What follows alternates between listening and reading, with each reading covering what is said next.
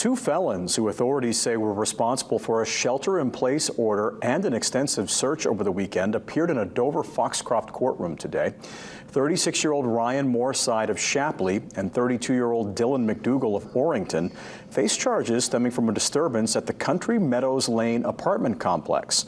Moorside is charged with criminal threatening with a dangerous weapon and possessing a firearm as a felon, and McDougall faces drug-related charges.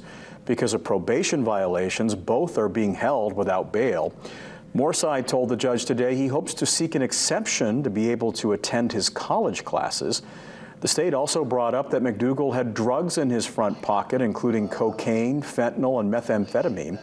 We asked the district attorney about why the two men were at the apartments.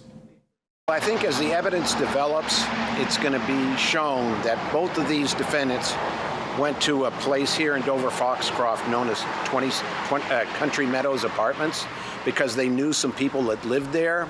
And in fact, some of the people who lived there were privy to some of the criminal conduct that they were involved in. Both men have lengthy conditions that they not return to the apartment complex and can't contact each other even in jail.